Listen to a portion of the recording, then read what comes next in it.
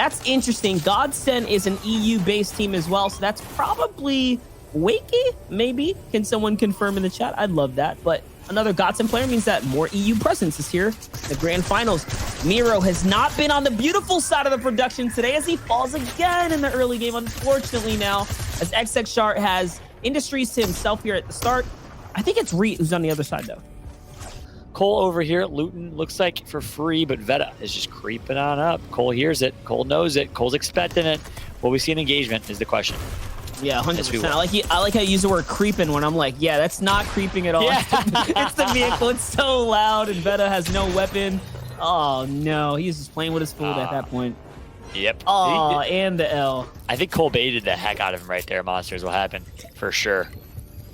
You can see that the big pot there is going to be enough to at least give him shield and the confidence to push forward. Icy, on the other hand, going up. Didn't find any of that, and he's going to get tagged 3 times. This is the green light to engage. This is the moment for Sprite now to cap off on the HP and find another 5 points. He didn't get any points in the previous game, so this goes to show. This has been a fight that's been raging on for 2 games now. Yeah, that's exactly right. Sprite taking out Icy, saying, hey, take a load of this refreshment, Icy. He gets a nice pick on him. That's it, man. They're going to have to pay the title sponsor to change his name. There you go. Yeah. Even bigger brains. Polarized, though. Looking to line up the shot. Is it going to be a headshot snipe? Oh, it's a body. Okay, but that's the perfect way to engage. And yes, the shockwave to follow up. Look for the flick. Didn't get it, but instead it was piece control. He grabbed the floor and the cone before the player can even react. And Menace goes down instantly. They're like, what song is that? Never heard that one before, but you know, that reminds me of the time we made a football reference on the EU broadcast, and yeah, it wasn't the right football. That was bad audience, bad audience for sure. That's monster Fallout stuff right there. As Polarized is going to find himself in an engagement. Gets one. Nice job from Polarized, taking out Timothy Sanchez as Polarized gets the elimination. Gotta love someone who builds their branding around their... And the hit points certainly matter. We're going to see is Lem can find himself a good drop shot, but going to get tagged up quite a bit from, I think that's actually Andalix, if I saw that correctly. So another EU player infiltrating. No, it's going to be Trash that gets the final Leland. Yeah, that was crazy, and that is Andalix down there. MCES and 1ZR. You can see giving that proper tribute to the big boys. But either way, Trashy walks away with a free Elam. Just a couple tags there. In the vicinity, Riversan has a great loadout. Actually, it's a great, solid loadout. You know, interesting decision right there on item number 2, Monster. Hey, this weapon right here carries damage downrange. I mean, you can't sleep on it. A headshot from this far back will do some serious damage. True. As someone is in the air. What is this man doing? Okay, Riverson spots it. Yeah, he's like, you know, I might as well break this down. I hope Homeboy has a crash pad. It's unknown. What's happening? Is he trolling? What are you doing, buddy? Is he trolling? No. I have no idea. That's like some Season 3 Fortnite stuff right there. You know, you just look across the map, you see someone trying to build a sky base or something, you know, and then you just break it down and get the free Inlet. What in the world against Unknown Army? That shouldn't happen. But it has to be not that bad. It has to be manageable for the fact that he's made it this far. Wait, as I say that, he gets hit. Ooh. Yeah, maybe not. Reaction time, not in his pocket there. He gets taken out. Never easy playing with high ping, but it's so impressive that so many European players are able to come over to NA and infiltrate. And I got to say, you know, for now, much as I am proud to be an American, EU on top as it currently stands. I'm just going to say that as Cracked is on top of Divine right there. A little bit of a disrespect, some emotes coming through right after. I like the trash talk now. We're on board with Brutal, but look at that. Macwood in the distance. Macwood got taken out early last game. Probably regretted that. I'm excited to see if Macwood can bounce back here in games 2 through 6. That's why consistency is so important. You're at the top going into game 2, but you got to stay there. You got to stay consistent. Unfortunate right there. Meanwhile, looks like a bit of an engagement starting. Macwood, Thomas on screen now with Thomas. As you see some eliminations get picked up, Jelty gets one on the elimination feed. Definitely here. Thomas is going to fall now as well. It's a simple YT. A little bit of a box fight. Fishy's lighting up the feed as well. So Fishy trying to come back here. Fishy was also in that top 10 placement as well, or somewhere towards the end game. We do know that for a fact. So Fishy cooking up too. This is someone you have to keep your eyes on because he's consistent and he can get going once he gets rolling. Another player who just seems to just snake his way, you know, snake his way to end game. He's always there somehow, some way.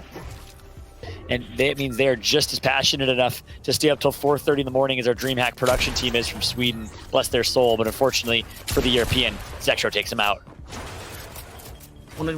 Zexro trying to do something big here. The wall's going to be grabbed. It was not his, but he does have the other. And yes, he finds Big Rig. Is this 2 games in a row now that Big Rigs, I believe, was dropped by Zexro in 2 different sections of the map, just showing you that ultimately, if you guys land in the same area, you will cross paths. It's something that you cannot avoid. Now, though, Okis looking to do something big here. Sniper, downrange on the attacks. It's not going to connect. But still, he's very much safe in the zone. You might just be thinking he's going to find someone here.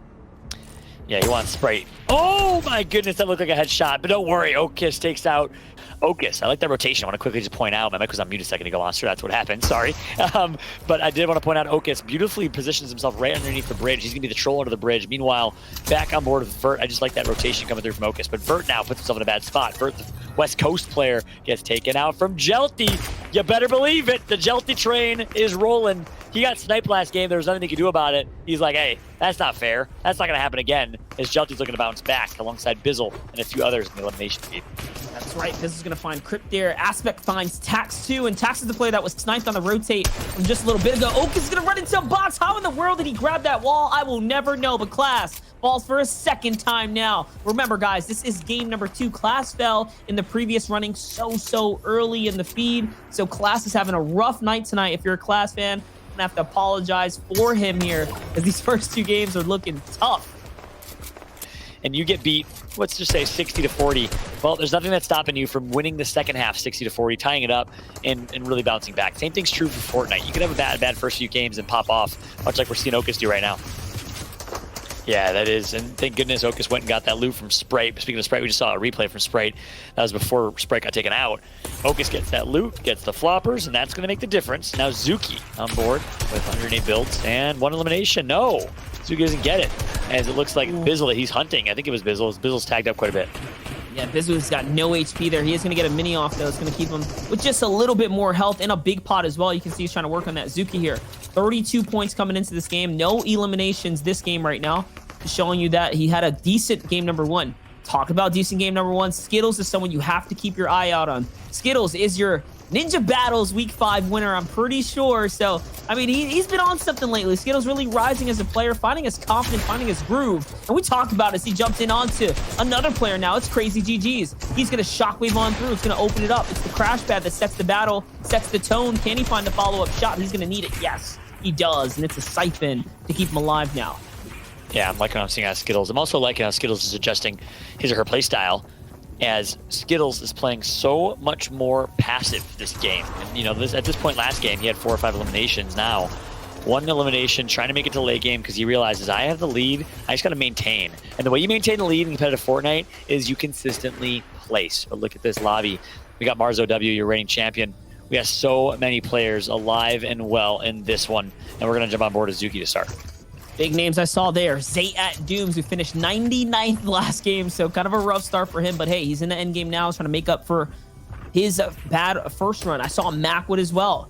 I see Kanata there. I see Bully. Just a couple big names as we're glancing around here. Who Fishy, Paper in the distance, Squishy there as well. Showing you guys who Zuki here has to battle. It's an uphill battle for sure. Zone, it's going to land right on top of them. There's 1 second here, Fallout, and we'll see. Yes, it's going to favor the majority of the lobby, so it's actually going back right across the congested path there.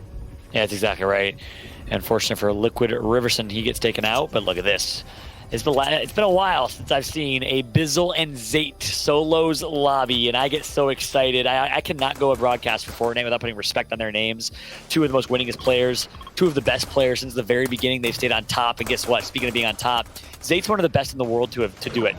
Not only does he play well, but he always holds high ground late games. That is the one consistent thing that no matter what has changed with Fortnite meta, the one thing that has not changed is the importance of high ground in late game. And yeah, last season, it was really ridiculous because you could just use a shockwave launcher or a glider gun to get to high ground. Well, now you got to earn it. Zate always finds himself to be the one that does.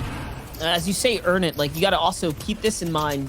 The Doom's Spirit Bomb is not active right now in this current game either, so it just kind of shows you that, yes, high ground is a big risk. High ground is tougher to hold, especially when there's someone like Zayton who lands at Doom's domain and quite literally has a strategy built around those mystical weapons, one of which is not in this run right now. Commandment, though, you have to believe he's going to find the purple shot right now as things get all caught up. He was 12 below before, now he's 146 above. The big shot is going to fully conclude and now he has to bounce her up. This is a tough spot to be in because he doesn't have the builds, but he's going to find some Fallout. He finds what he needs. Can he get back, though, is the question. No, he needs another siphon. Someone he gets the siphon and the bouncer to stay in the running. My gosh, Commandment, let's go. And still alive. Needed that siphon. Prayed to the Fortnite gods and got it. Commandment not done yet. I am so impressed by this player and his performance as it currently stands, but 43 HP total to name. Needs to be careful. Wants the siphon. Still hunting like he has 200 effective HP. He's got to be really, really cautious here. Doing a great job leaning around the outside. Slacks is here on his right. Can he find Slacks too? He's going to sit inside the cone. Tries to get the 10 seconds off. Realize he does not have a full 10. Has to cancel it. This is all about decision-making now. He has no builds, and he's in that mid-ground pack. You have to believe everyone up here is probably super healthy. You got to get down to the low. Maybe not, though. Someone's to his left here. It's Jack. Jack actually falls, unfortunately, to the storm line there. Could have been a freebie. In comes the boost. Commandment's looking for Joji. Joji's on the run. He's still going. How is Commandment still alive? No builds? Nothing? Oh my goodness, catch for 120. I was about to lose my mind if Justice got taken out by Commandment right there. With 0 builds and no HP basically to his name, Commandment makes it far, but guess what? Furious is making it far. Justice is looking to get avenged. At least Commandment's looking to get avenged. Commandment's looking to get avenged after getting taken out by Justice. Is now it's going to be Furious that takes them out. There it is. When Furious gets going, he sees red. He's like a bull with big horns. He's here to chase him down. Gonzo on height now, looking to battle his way down as well. Gonzo's going to get tagged. Looking to see if he can rechange. Yes, he is going to get the big exchange. It's on to Zate. Zate gets scratched out of the height, and Furious finds another one into low ground. Fallout. This is looking like Furious's game right now in the low, as he has a lot of players to battle. But on the other perspective, Gonzo has a little bit of that mid ground. How's it going to play out? Gonzo's going to find one. It's a back and forth. It's a tit for tat here. That's exactly right, with Zuki on top. So tit for tat for everyone else. But Zuki says, you know what? I'm okay with this high ground. I wonder if he ran out of mats or what, but guess what? It's going to be a crazy finish. Guess what? Reet's alive. Zuki gets taken out. Furious with high ground as it currently stands. Barely high ground. Reet so incredibly tagged up. It's going to be a crazy finish here, Monster. Reet gets eliminated. Furious on top as it currently stands. Can he hold it? Oh, and Gonzo finds another one low ground. No one has builds. That's why it looks like such a scrappy fight. Furious finds the siphon that he needs. Gonzo's going to heal up too. How's it going to go? Furious is going to find a follow-up. No, it's not. Gonzo gets deleted out of the game. And now it's a 1v1 situation. Shots are going to exchange between the two. 4 elims. Furious goes up on the bouncer and the follow-up. Bye-bye, Okiss. We got Nitro Fan in third. Slacks from Luminosity Gaming's going to be in fourth. And then, of course, Skittles, my favorite hard candy, is going to be in fifth. Is it a hard candy? Would you consider Skittles a hard candy? I would definitely consider Skittles a hard candy. Absolutely. Yeah.